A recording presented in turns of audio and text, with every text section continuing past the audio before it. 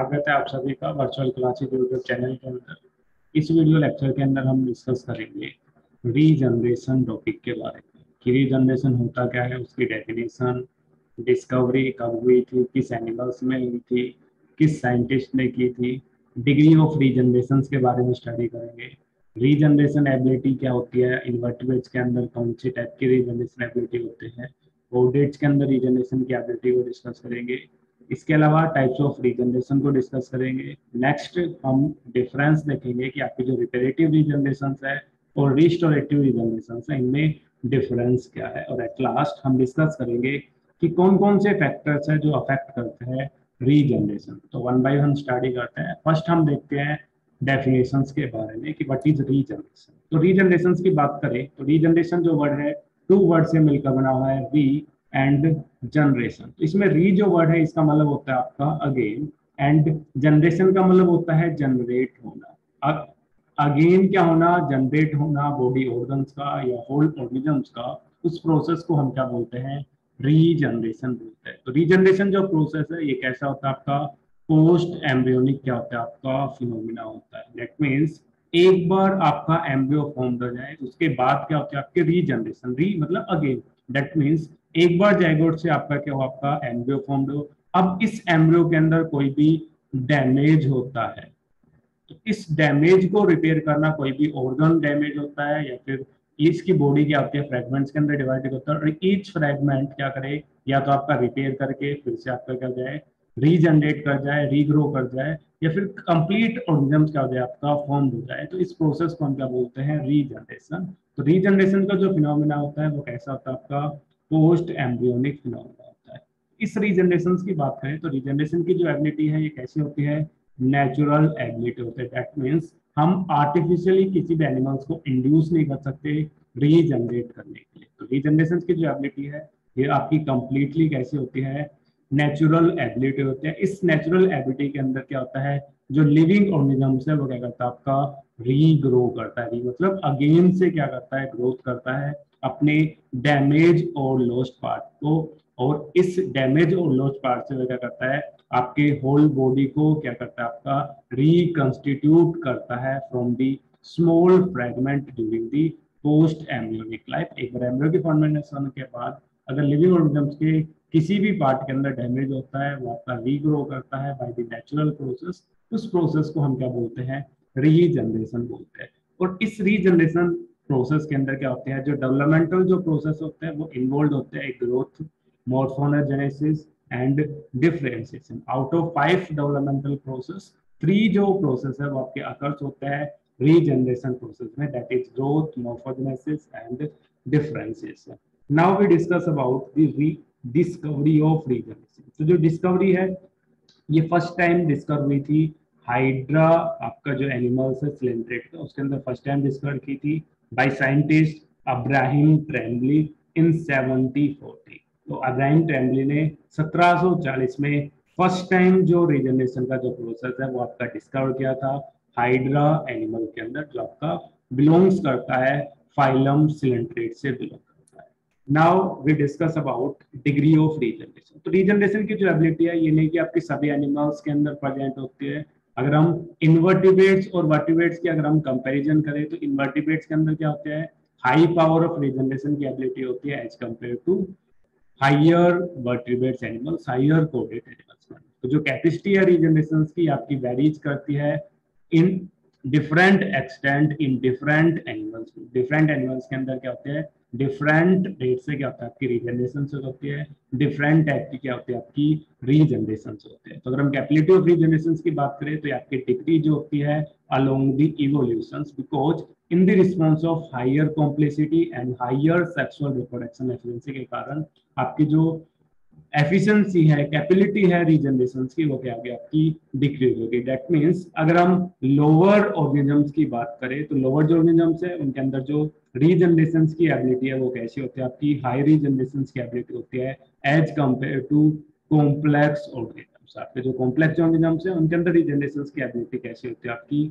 Less होती है, क्योंकि जैसे जैसे उनका एवोल्यूशन हुआ वो आपके लोअर सिंपल ऑर्गेनिज्म से क्या आपके कॉम्प्लेक्स ऑर्गेनिज्म के अंदर चेंज हुए। तो during the course of evolution जैसे जो आपके हायर कॉम्प्लेक्स होते गए सेक्सुअल रिप्रोडक्शन एफिशिएंसी उनके अंदर इंक्रीज होती गई, तो उनके अंदर जो रीजनरेशन की एबिलिटी वो क्या हो गई आपकी डिक्रीज हो गई। तो आपकी डिफरेंट एनिमल्स में डिफरेंट रेट से अगर होती है, लोअर इन्वर्टिब्रेट्स के अंदर आपकी हाई पावर ऑफ रीजनरेशन होती है, और हाइयर यूकेरियोट्स के अंदर क्या होता है आपकी स्मॉल आपकी क्या होती है लो पावर ऑफ क्या होती है आपकी रीजनरेशन होती है। Next we discuss about regeneration ability in invertebrates. आपके इनवर्टिब्रेट्स के अगर हम बात करें तो इनवर्टिब्रेट्स के अंदर जो एबिलिटी है वो आपकी वेरी हाई रीजनरेशन एबिलिटी होती है, कैपेसिटी होती है प्रोटोजोन फाइलम्स के अंदर, स्पंज के अंदर, पोरिफेरा फाइलम के अंदर और स्लेंट्रेट, इन तीन फाइलम के जो एनिमल्स है उनके पास जो रीजनरेशन की जो एबिलिटी होती है वो कैसी होती है, वेरी हाई एबिलिटी होती है। तो फर्स्ट हम डिस्कस करते हैं फाइलम प्रोटोजोन्स के बारे में। तो प्रोटोजोन्स के लिए एक साइंटिस्ट है, दो साइंटिस्ट आपके ब्रूनो और होगर, इन्होंने क्या किया, एक अमीबा लिया। अमीबा किस फाइलम से बिलोंग करता है, आपके प्रोटोजोन से बिलोंग करता है। इन्होंने क्या किया, अमीबा को कट किया, टू पीसीज के अंदर कट किया। तो इसमें से एक जो पार्ट था वो कंटेन रख रहा था आपका न्यूक्लियस, और ये जो न्यूक्लियस वाला जो पार्ट था, जिस पार्ट के पास, वो क्या करने लग गया, रीजनरेट करने लग गया, अपनी जो स्ट्रक्चर जो लॉस्ट हुई थी उसको ग्रो करने लगा और कंटिन्यू करने लगा अपने मेटाबॉलिज्म को, एंड रिप्रोडक्शन शो कर रहा था। वाइल अदर जो पार्ट था जिसके पास न्यूक्लियस सब्सटेंस था, वो आफ्टर सम टाइम्स उसकी क्या हो गई, आपकी डेथ हो गई, पेरिसिस हो गई। It means it conclude that कि अगर अमीबा की बात करें तो अमीबा के अंदर अगर न्यूक्लियस प्रेजेंट है तो वो क्या करेगा, आपका रीजनरेट करेगा। जिस पार्ट के पास न्यूक्लियस सब्सटेंस होगा वो आपका रीजनरेट नहीं करता। तो हम कंक्लूजन की बात करें तो ब्रूनो और होगर के साइंटिस्ट की बात करें, उन्होंने अमीबा को टू पार्ट में किया था। तो the presence of nucleus essential for the regeneration in the amoeba. अगर अमीबा के अंदर न्यूक्लियस प्रेजेंट है दैट मींस वो पार्ट क्या करेगा, आपका रीजनरेट करेगा। तो अमीबा के अंदर जो रीजनरेशन के लिए एसेंशियल रिक्वायरमेंट होती है दैट इज न्यूक्लियस। अगर न्यूक्लियस प्रेजेंट है तो रीजनरेट करेगा, otherwise it perishes, that means after some times उसकी क्या हो जाएगी, आपकी डेथ हो जाएगी। सेकंड हम बात करते हैं फाइलम पोरिफेरा की बात करते हैं इनवर्टिब्रेट्स में, और फाइलम पोरिफेरा में भी हम एग्जांपल्स की बात करते हैं, स्पंज की बात करते हैं, साइकन्स की बात करते हैं।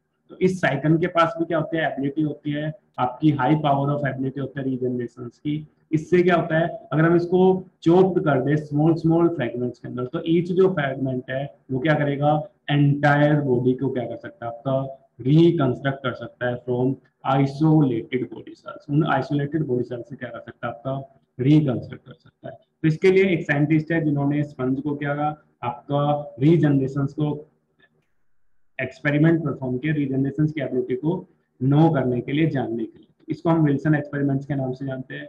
और इस विल्सन एक्सपेरिमेंट में विल्सन साइंटिस्ट ने क्या किया, जो स्पंज होता है, स्पंज में आपको पता है कि आपके पोरिफेरा से बिलोंग करता है, डिफरेंट टाइप्स के पोर प्रेजेंट होते हैं। कंप्लीट बॉडी पे क्या होते हैं, आपके स्मॉल पोर प्रेजेंट होते हैं जिनको हम क्या बोलते हैं, डर्मल पोर के नाम से जानते हैं, या फिर डर्मल ओस्टिया के नाम से जानते हैं। इसके अलावा इनके टिप पे लार्ज साइज के पोर प्रेजेंट होते हैं जिनको हम क्या बोलते हैं, ओस्क्यूलम के नाम से जानते हैं। तो आपकी दो टाइप के पोर होते हैं, एक स्मॉल साइज के पोर होता है जो न्यूमरस होते हैं जिनको हम डर्मल पोर के नाम से जानते हैं, एक लार्ज साइज के पोर होते हैं जिनको हम क्या बोलते हैं, ओस्क्यूलम बोलते हैं। डर्मल पोर की हेल्प से इनकी बॉडी के इनसाइड वाटर एंटर करता है, और ओस्क्यूलम की हेल्प से वाटर क्या होता है, आपका इजेक्ट करता है, एग्जिट करता है फ्रॉम दी बॉडी। तो हम बात करें एक्सपेरिमेंट की बात करें तो आपके विल्सन साइंटिस्ट ने क्या किया, इस स्पंज को क्या किया, आपका चॉप कर दिया इनटू स्मॉल पीसेज के अंदर। अब ये जो स्मॉल पीसेज थे, इनको चॉप पीसेज को उन्होंने क्या किया, जो मीट जो ग्राइंडर्स होता है उस ग्राइंडर्स के अंदर क्या किया, रन किया। जैसे ही मीट ग्राइंडर के अंदर रन किया तो आपकी जो चॉप्ड पीसेज थे वो आपके चेंज हो गए आपकी सेल्स के अंदर।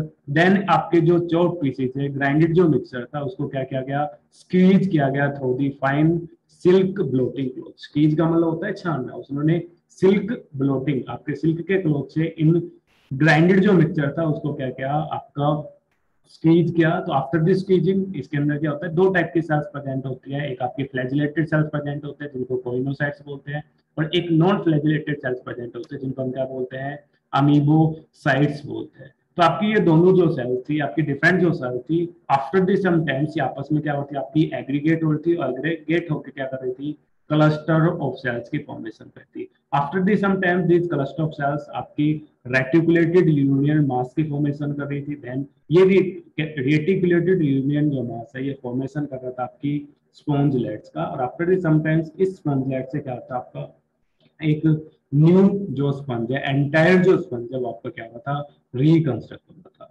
तो इसके लिए लिमिटेशंस की बात करें तो एक और साइंटिस्ट था गार्डनर, जिसने क्या किया, इसको वैलिडेट किया, इस विल्सन एक्सपेरिमेंट को क्या वैलिडेट किया। विल्सन ने ओनली ये बताया कि इनके पास क्या होती है, रिकंस्ट्रक्शन की एबिलिटी होती है, आपके कंप्लीट जो पार्ट है उसको फॉर्म करने की एबिलिटी होती है फ्रॉम आइसोलेटेड बॉडी सेल्स। अगर हम इस एक्सपेरिमेंट की बात करें तो इस एक्सपेरिमेंट में विल्सन ने क्या किया, रिपोर्ट किया कि आपके जो स्काइफा होता है, स्पंज होता है, इनके पास क्या होते हैं, very high power of regeneration की एबिलिटी होती है। तो दो टाइप की रिजनरेशन होती है, एक आपकी मोरफ्लेक्सिस होती है, एक आपकी एपिमॉर्फिक होती है।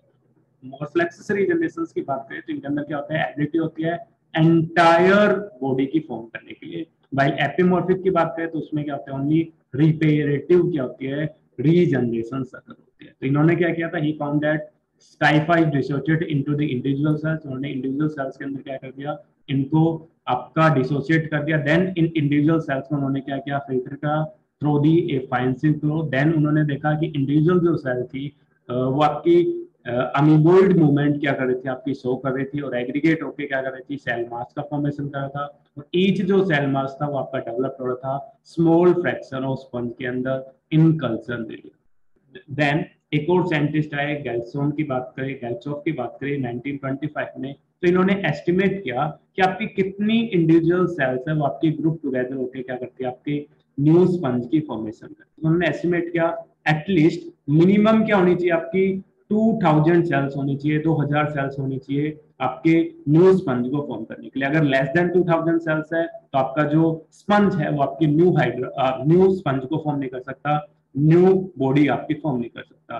तो लिमिटेशंस क्या है, एटलीस्ट कितनी सेल्स होनी चाहिए, आपकी 2000 सेल्स होनी चाहिए। तो रीजनरेशन के लिए एटलीस्ट 2000 सेल्स होनी चाहिए स्पंज के अंदर। अगर लेस देन 2000 सेल्स है तो आपका रीजनरेट नहीं कर पाएगा साइटो।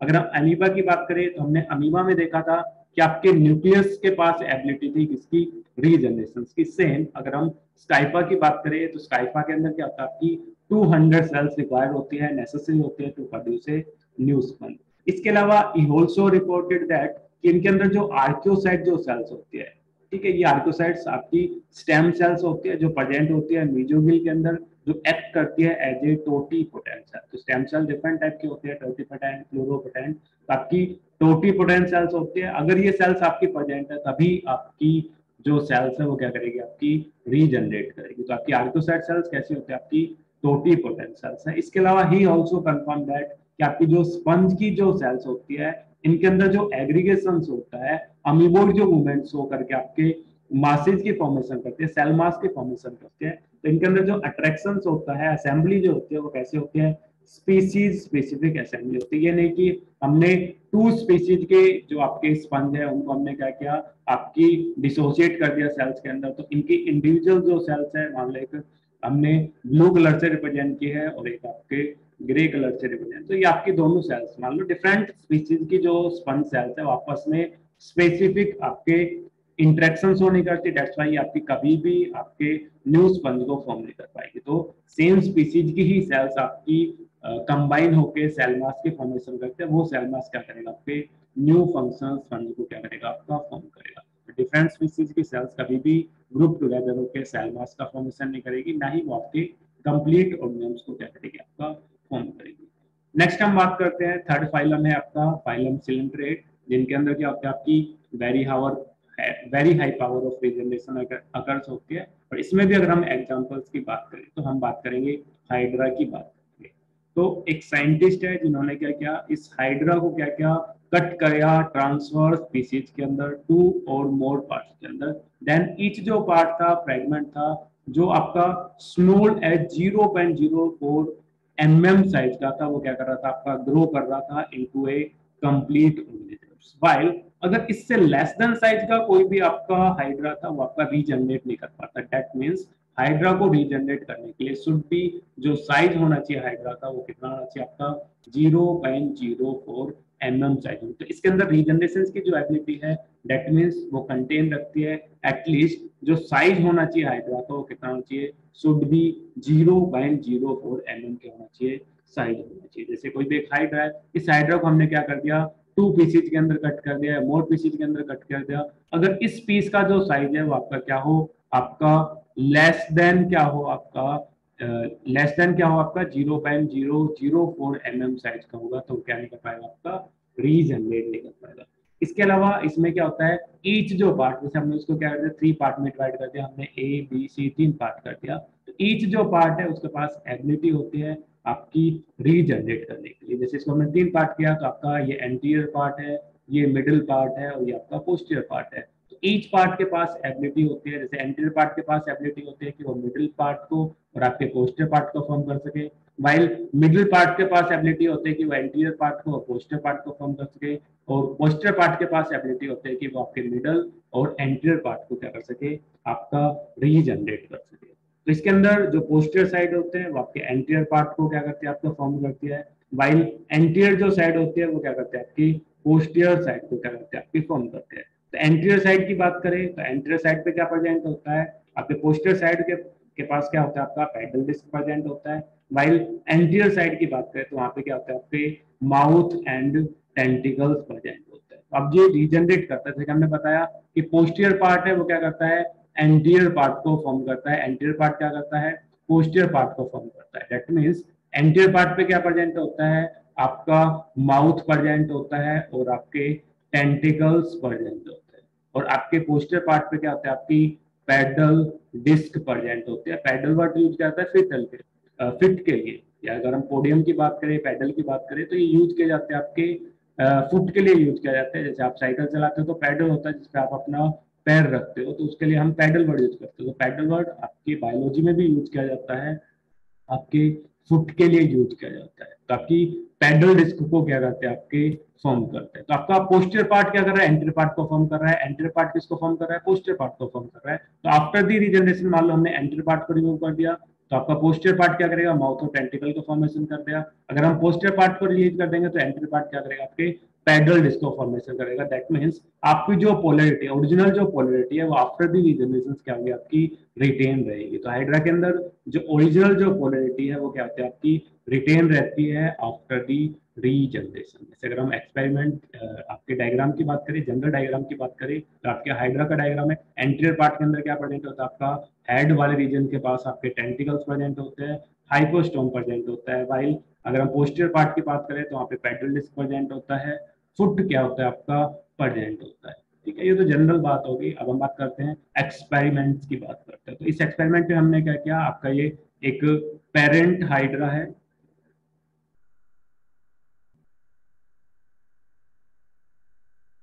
ठीक है, तो इसमें आपका ये पेरेंट हाइड्रा है। इस पेरेंट हाइड्रा को हमने क्या किया, 3 पीसीज के अंदर क्या कर दिया, आपका डिवाइड कर दिया।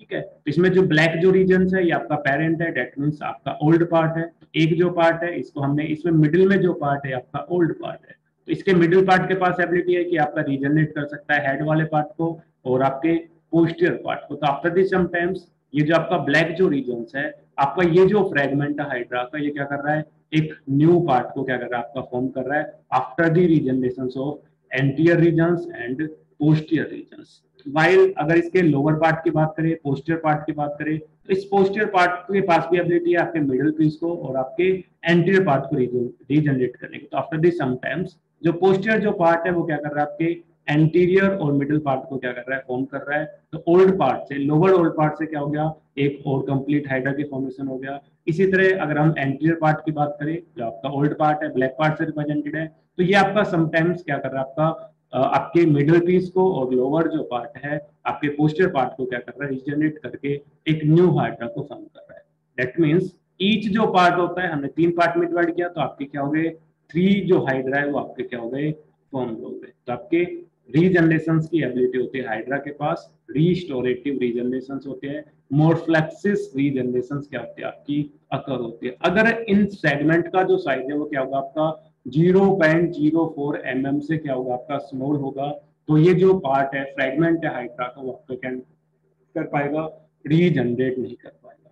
इसके अलावा हम बात करें इनके अंदर क्या होता है, आपका हेट्रोमॉर्फ कंडीशन प्रेजेंट होता है। दैट मींस अगर ये तो आपके जो किसी भी बॉडी को अगर हम कट करते हैं तो 2 प्लेन की हम बात करें, एक अगर उसको हम क्या करें, एक्स एक्सिस से कट करें तो उसको हम क्या बोलते हैं, ट्रांसवर्स प्लेन बोलते हैं। क्या बोलते हैं उसको हम, ट्रांसवर्स प्लेन बोलते हैं। अगर इसी बॉडी को अगर हम क्या करें, आपके वाई एक्सिस से क्या करें, उसको कट करें, तो उसको हम क्या बोलते हैं, लॉन्गिट्यूडनल प्लेन बोलते हैं, लॉन्गिट्यूडनल प्लेन बोलते हैं। तो आपने देखा होगा किसी भी डायग्राम में, या तो एलएस देखा होगा या टीएस देखा होगा। तो लॉन्गिट्यूडनल सेक्शन या ट्रांसवर्स सेक्शन, ट्रांसवर्स सेक्शन की बात करें उसे हम एक्स एक्सिस से कट कर रहे हैं। तो इसमें हमने बॉडी को फ्रेगमेंटेड किया एक्स एक्सिस से, ट्रांसवर्स प्लेन से। तो ईच ट्रांसवर्स प्लेन था, ईच जो फ्रेगमेंट था वो क्या कर रहा है, आपका न्यू हाइड्रा को फॉर्म कर रहा है। अगर अगर हम इसके हेड वाले पार्ट को क्या करें, हम बाइसेक्ट कर दें, लॉन्गिट्यूडनल इंसिजन कर दें, तो इसमें टू पार्ट्स में डिवाइड किया, तो इसका जो हेड जो रीजन है उसके अंदर क्या होंगे, आपके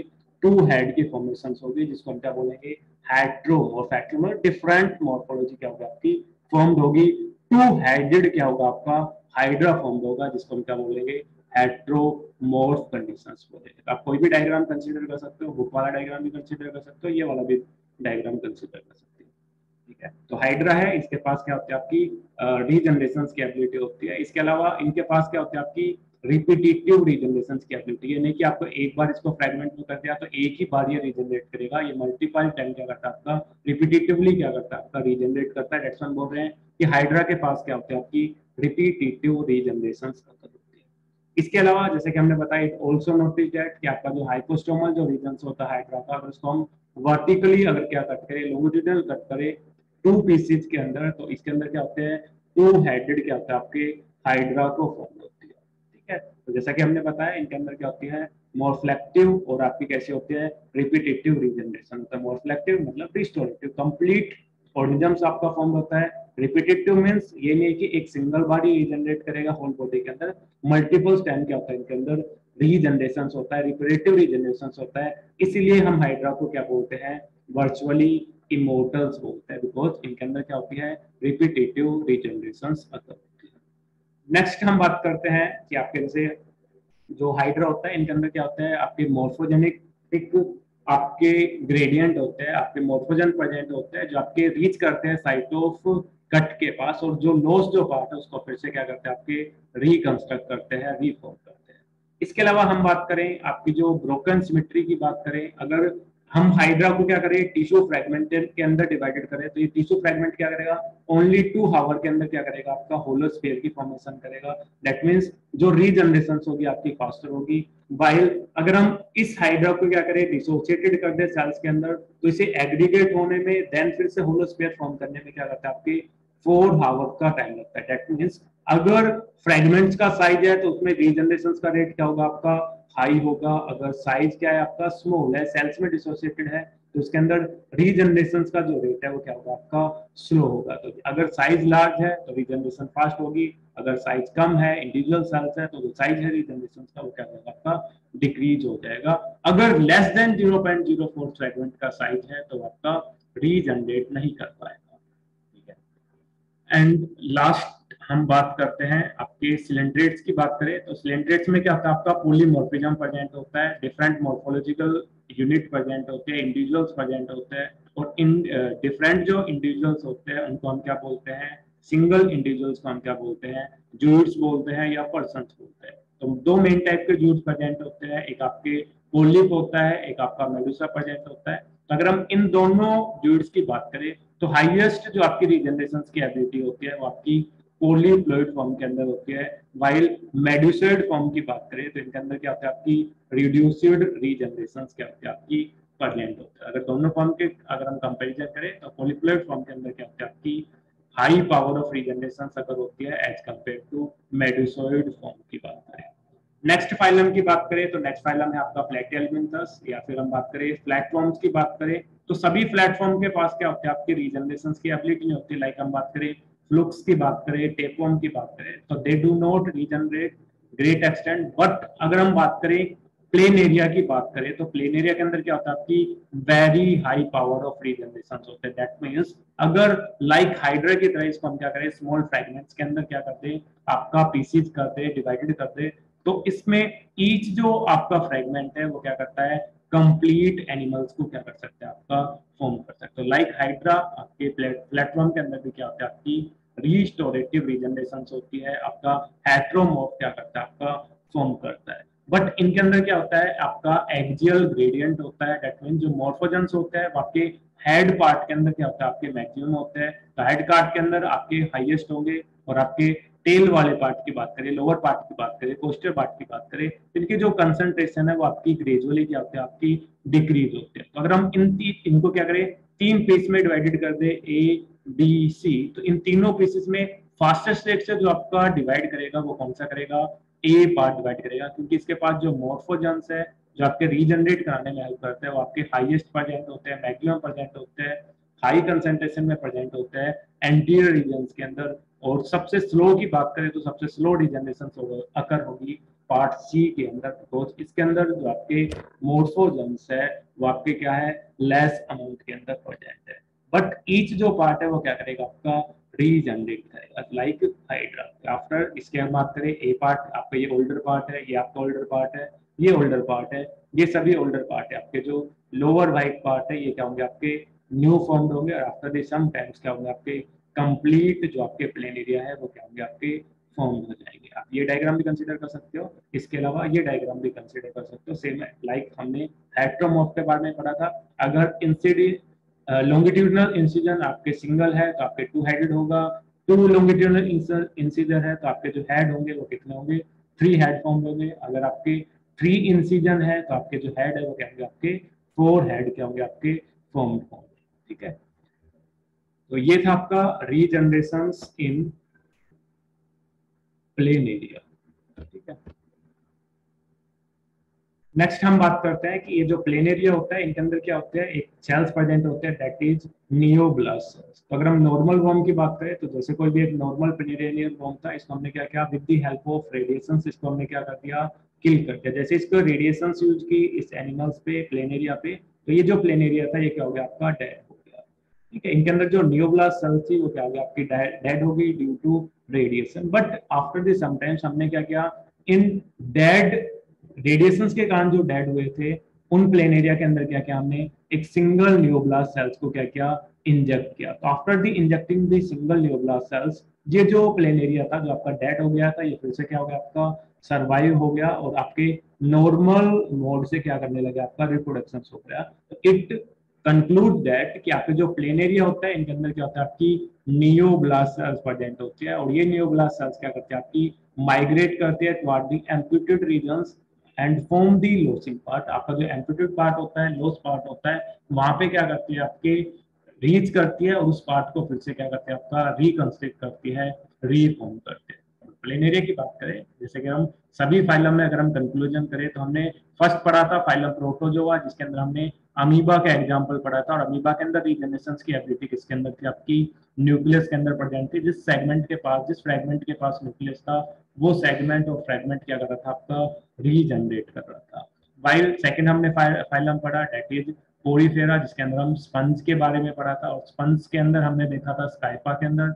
तो स्काइफा के अंदर हमने देखा था कि आपके जो स्काइफा है इसके अंदर जो रीजनरेशन की जो एबिलिटी होती है वो आपकी 2000 आपकी अगर सेल्स है तभी वो क्या करेगा, आपका ग्रो करेगा। अगर लेस देन 2000 सेल्स है आपका ग्रो नहीं कर पाएगा। अगर उनके अंदर आर्कियोब्लास्ट सेल्स प्रेजेंट नहीं है, टोटिपोडेंट सेल्स प्रेजेंट नहीं है, स्टेम सेल्स प्रेजेंट नहीं है, तो भी वो क्या करेगा, आपका रीजनरेट नहीं कर पाएगा। तो मिनिमम रिक्वायरमेंट होती है कि 2000 सेल्स का आपकी प्रेजेंट हो। देन हमने फाइलम सिलेंट्रेट को पढ़ा था। सिलेंट्रेट के अंदर हमने जो एग्जांपल पढ़ा था वो आपका हाइड्रा का पढ़ा था। इसके पास भी क्या होते हैं, आपकी रिस्टोरेटिव रीजनरेशन है, और आपकी जो कंडीशंस होते हैं वो क्या होते हैं, आपकी 0.04 आपका अगर साइज से अगर स्मॉल साइज है तो आपका रीजनरेट नहीं कर पाएगा। वाइल नेक्स्ट हमने देखा आपके फ्लैटवर्म की बात करी, फाइलम प्लेटेलमिंथस की बात करी, तो इसमें हमने बात की प्लेन एरिया की बात की। तो प्लेन एरिया के अंदर जो रीजनरेशन की एबिलिटी होती है वो किसके पास होती है, नियोब्लास्ट सेल्स के प्रेजेंट होती है। यही नियोब्लास्ट सेल्स क्या करती है,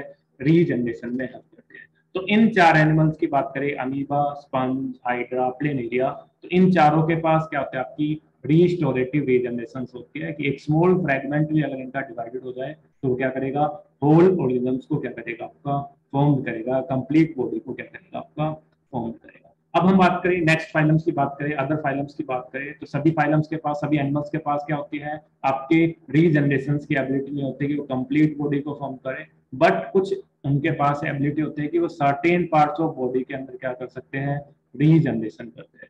नेक्स्ट फाइलम की बात करें, फाइलम एनिलिड्स की बात करें, और फाइलम एनिलिड्स में भी हम बात करते हैं आपके आर्थ्रोपोड्स की बात करें, तो इन आर्थ्रोपोड के पास रीजनरेशन की जो एबिलिटी होती है कुछ सम फ्रेगमेंट्स के पास होती है, एंटीरियर फ्रेगमेंट्स और आपके पोस्टीरियर फ्रेगमेंट्स के पास एबिलिटी होती है। अगर एंटीरियर और पोस्टीरियर जो एंड है अगर वो आपके एम्प्यूटेड होते हैं तो वो आपके रीजनरेट कर सकते हैं। अगर हम इस अर्थवर्म को क्या करें, मिडल से कट कर दे तो आपका रीजनरेट नहीं कर पाएगा, क्योंकि रीजनरेशन की जो एबिलिटी है कुछ फ्रेगमेंट ऑफ एंटीरियर पार्ट और कुछ फ्रेगमेंट ऑफ पोस्टीरियर पार्ट के पास क्या होती है, आपकी प्रेजेंट होती है। नेक्स्ट हम फाइलम बात करें, फाइलम मोलस्कस की बात करें, तो फाइलम मोलस्कस के अंदर जो रीजनरेशन की एबिलिटी है वो आपकी ओनली हाई और हेड के पास प्रेजेंट होती है।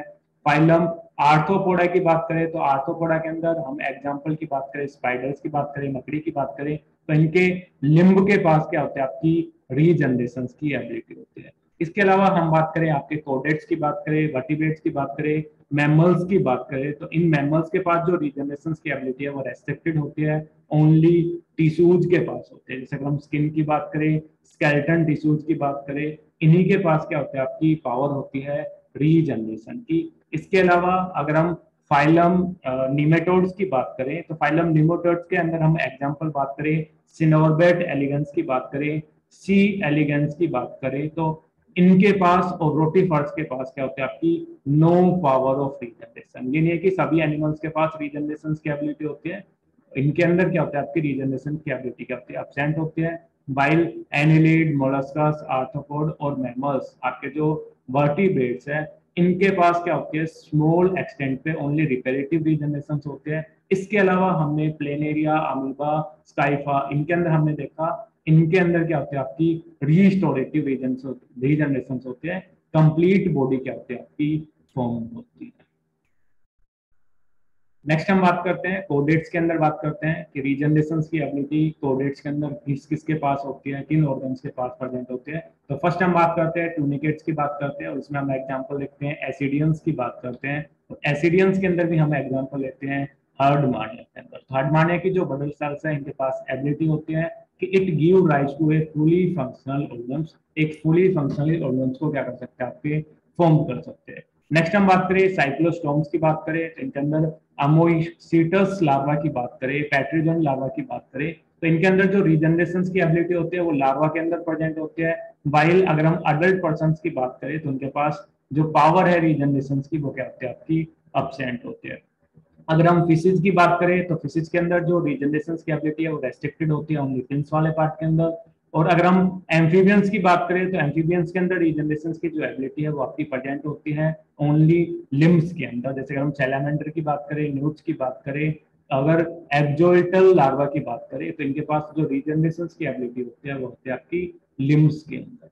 नेक्स्ट हम बात करें आपके रेप्टाइल्स की बात करें, तो रेप्टाइल्स के अंदर अगर हम एग्जांपल देखें, वाल लिजर्ड की बात करें, चिपकली की बात करें, गेको की बात करें, जिसको हम जूलॉजिकल नेम हेमोडेप्टर्स फेवरिडी है, इसके अंदर जो रीजनरेशन की एबिलिटी होती है वो किस पार्ट के पास होती है, टेल पास के पास होती है। एज वेल एज इनके पास क्या होती है, सेल्फ डिफेंस के लिए सेल्फ डाइसेक्शन की एबिलिटी होती है, जिसको हम क्या बोलते हैं, ऑटोटोमी बोलते हैं। तो इंपॉर्टेंट टर्म है ऑटोटोमी, कि व्हाट इज ऑटोटोमी। तो ऑटोटोमी सेल्फ डिफेंस में क्या करते हैं, कुछ एनिमल्स क्या करते हैं, अपने बॉडी पार्ट को क्या करते हैं, आपके सेल्फ डाइसेक्ट कर लेते हैं। सेल्फ डाइसेक्ट, अपनी बॉडी पार्ट को रिमूव कर सकते हैं, डाइसेक्ट कर सकते हैं, उस एबिलिटी को हम क्या बोलते हैं, ऑटोटोमी बोलते हैं। जैसे अगर हम इकाइनोड्रम्स की बात करें तो इकाइनोड्रम्स की आर्म के पास एबिलिटी होती है ऑटोटोमी की। रेप्टाइल्स में वाल लिजर्ड की बात करें तो इनके पास भी क्या होती है, एबिलिटी है ऑटोटोमी की। अगर कोई भी प्रीडेटर्स इनको क्या करता है, कैच करता है, तो ये उस बॉडी पार्ट को जिसको कैच किया है उसको सेल्फ डाइसेक्ट करके करते हैं, आगे की तरफ मूव कर जाती है और अपने आप को क्या लेती है, प्रिवेंट कर लेती है, अपने आप को प्रोटेक्ट कर लेती है फ्रॉम दी एनिमी। इस पावर को हम क्या बोलते हैं, ऑटोटोमी। बट आफ्टर दी समटाइम्स जो लॉस पार्ट है, जो सेल्फ डिफेंस में लॉस कर दिया था, सेल्फ डाइसेक्ट कर दिया था, वो आपके आफ्टर दी समटाइम फिर से क्या करता है, आपका रीजनरेट कर जाता है। इसके अलावा हम बर्ड्स की बात करें तो बर्ड्स के अंदर जो रीजनरेशन की एबिलिटी है वो रेस्ट्रिक्टेड होती है ओनली बीक वाले पार्ट के अंदर। वाइल मैमल्स की बात करें तो इनमें जो रीजनरेशन की एबिलिटी होती है, लाइक ह्यूमंस की बात करें, कोई भी आपके बाउंड हो जाता है तो आफ्टर दी समटाइम्स वो हील हो जाता है by the help of regeneration. इसके अलावा जो आरबीसी का जो रिप्लेसमेंट होता है by the help of erythropoiesis, new RBC जो फॉर्म होती है बोन मैरो के अंदर, अडल्ट के अंदर, वो एग्जांपल है आपका रीजनरेशन के अलावा। इसके अलावा जो आपकी एपिडर्मिस होती है स्किन की, वो भी रीजनरेट होती है रीजनरेशन प्रोसेस से। मैक्सिमम अगर हम पावर देखें तो लीवर के अंदर प्रेजेंट होती है। इसके अलावा किडनी के पास क्या होती है आपकी कंपनसेटरी क्या होती है रीजनरेशन होती है। ठीक है, तो ये थी आपकी रीजनरेशन एबिलिटी इन डिफरेंट कोडेट्स की बात करें। नेक्स्ट हम बात करते हैं आपकी steps of regeneration in limb. Limb के अंदर जो रीजनरेशन के स्टेप क्या होते हैं।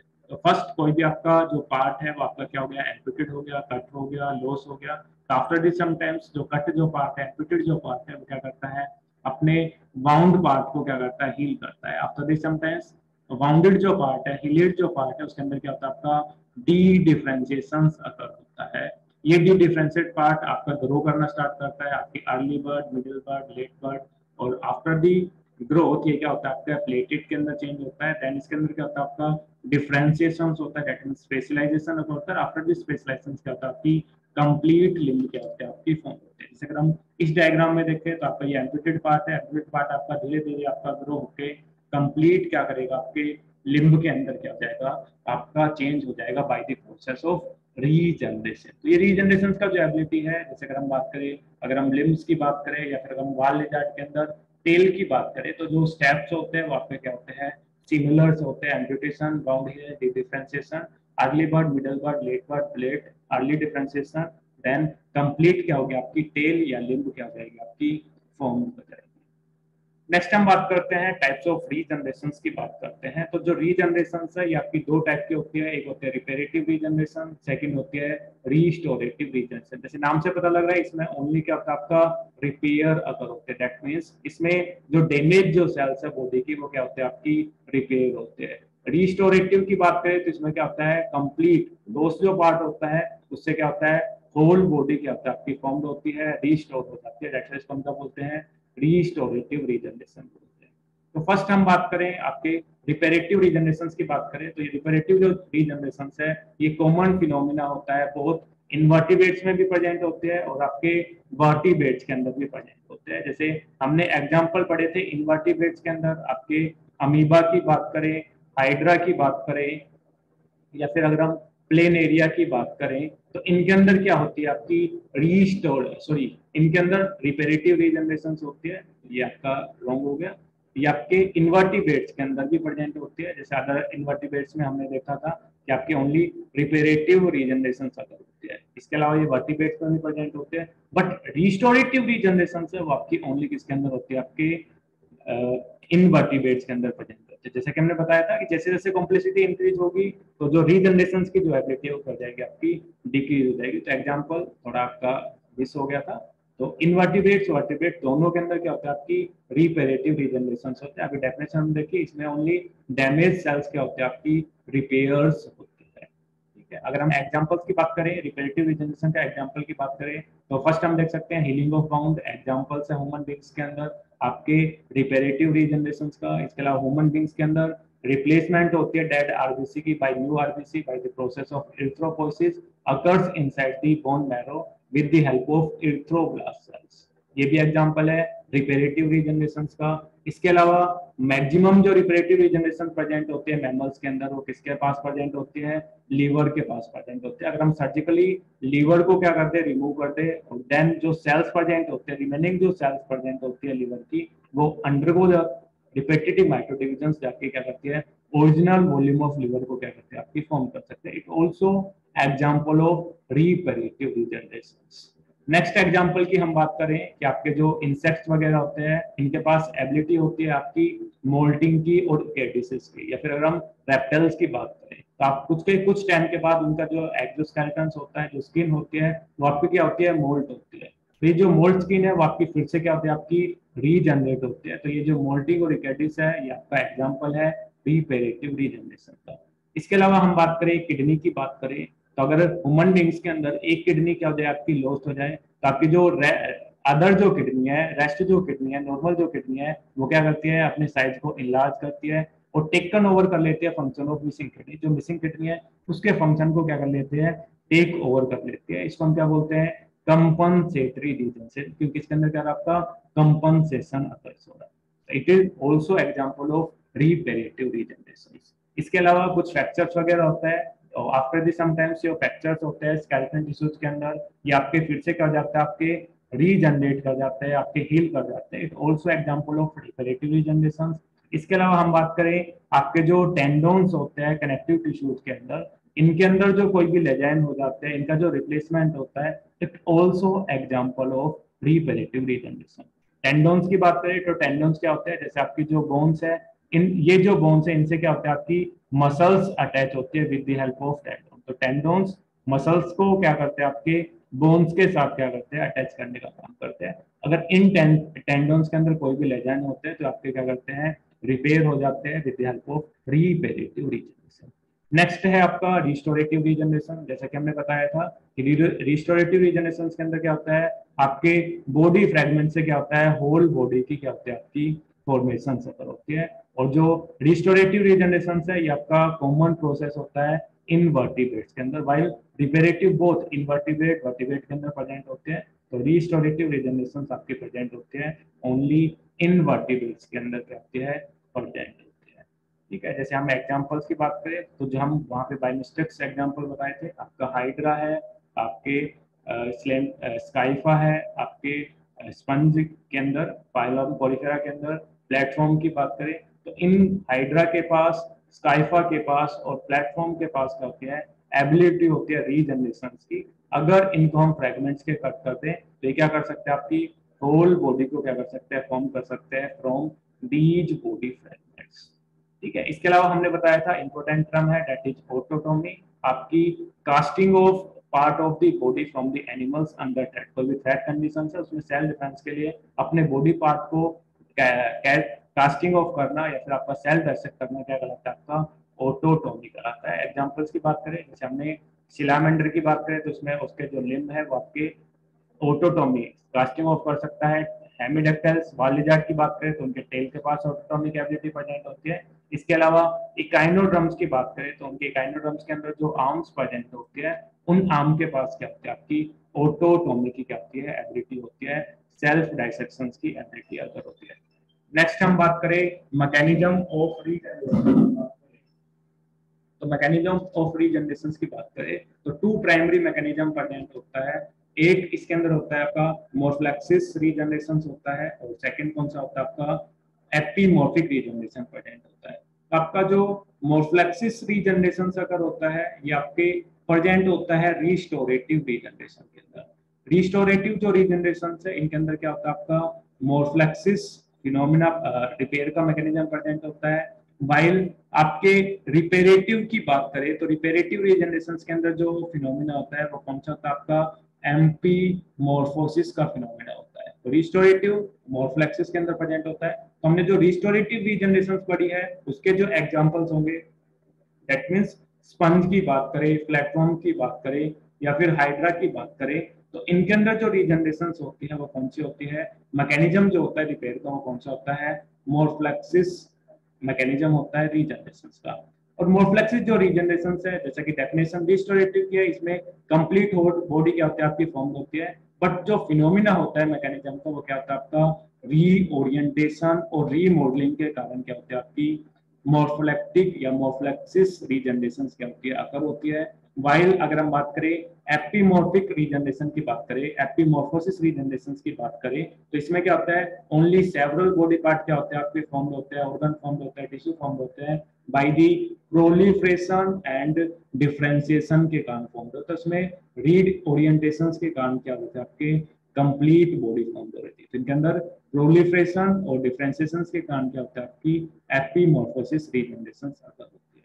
आपके जितने भी एग्जांपल्स है जो आपके रिपेरेटिव रीजनरेशन के, जैसे लिम्ब ऑफ सैलामेंडर की बात करें, टेल इन वाल लिजार्ड की बात करें, अपेंडेज इन प्राण की बात करें और आर्म इन स्टारफिश की बात करें, सब के अंदर जो रिपेयर का मैकेनिज्म होता है वो कौन सा होता है, आपका एपिमॉर्फोसिस आपका मैकेनिज्म होता है, जिसके अंदर प्रोलिफरेशन और डिफरेंशिएशन क्या होता है, आपका अकर होता है। नेक्स्ट हम बात करते हैं last topic that is factor affecting regeneration. तो जो रीजनरेशन है डिफरेंट फैक्टर्स आपके अफेक्ट करते हैं। जैसे अगर हम बात करें साइज की बात करें, लोकेशंस की बात करें, टाइप ऑफ बाउंड की बात करें, अगर आपका जो बाउंड है स्मॉल साइज का है तो रिपेयर हील जल्दी हो जाता है। अगर बाउंड आपका लार्ज साइज का हो तो उसको हील होने में क्या होता है, ज्यादा टाइम लगता है। तो जो रेट है रीजनरेशन का वो आपका इफेक्ट करता है साइज के लिए। Blood supply also effect, local infection, necrotic tissue, mechanical stress, इसके अलावा प्रोटेक्शन, जैसे अगर आप जो बाउंडेड जो पार्ट है उसको आप प्रोटेक्ट करते हो, बैंडेज करते हो, ड्रेसिंग करते हो, तो आपका जल्दी हील हो जाता है, क्योंकि वहाँ पे डस्ट पार्टिकल्स, अदर जो माइक्रोब्स है वो आपके उसको डैमेज का नहीं करते। तो प्रोटेक्शन इंक्रीज करता है रेट ऑफ रीजनरेशन को। इसलिए अलावा सर्जिकल टेक्निक्स, अगर आपका लार्ज जो आपका स्क्रैच है इसके अंदर आप क्या करो, अगर कोई टाके वगैरह लगा लो तो जो हील है वो क्या हो जाता है आपका, जल्दी हो जाता है। इसके अलावा एज की बात करें तो अगर एक यंग आपका चिल्ड्रन है तो उसके अंदर रीजनरेशन का जो रेट हाई होता है। जैसे अगर हम बोन की बात करें, बोन फ्रैक्चर की बात करें, तो बोन फ्रैक्चर है वो आपके ओल्ड पर्सन में आपका क्योर ही नहीं होता, ठीक ही नहीं होता, क्योंकि रीजनरेशन आपके अपसेंट हो जाते हैं। तो age also affect the power of regeneration. ठीक है। इसके अलावा वेटिन मेलिग्नेंसी की बात करें, आपकी ओबिसिटी की बात करें, विटामिन डेफिशिएंसी की बात करें, किसी जेनेटिक डिसऑर्डर्स की बात करें, ड्रग्स की बात करें, स्टेरॉइड्स की बात करें, जिसमें एग्जांपल है malnutrition की बात करें, it also effect the power of regeneration. जैसे malnutrition की बात करें, डेफिशिएंसी ऑफ आपके न्यूट्रिएंट्स, वन या मोर देन जो न्यूट्रिएंट्स है जैसे प्रोटीन है, कार्बोहाइड्रेट, अगर उसकी डेफिशिएंसी होगी तो आपकी जो रीजनरेशन की जो पावर है वो क्या हो जाएगी आपकी, डिक्रीज हो जाएगी। विटामिन की डेफिशिएंसी है तो भी डिक्रीज हो जाएगी। मेलिग्नेंसी दैट मींस ट्यूमर है तो उसमें भी जो रीजनरेशन की एबिलिटी है वो क्या जाती है आपकी, डिक्रीज हो जाती है। तो डिफरेंट फैक्टर्स है जो क्या करते हैं आपकी रीजनरेशन को क्या करते हैं आपके, अफेक्ट करते हैं। ये था आपका regeneration chapter. I hope it's help you. Thank you.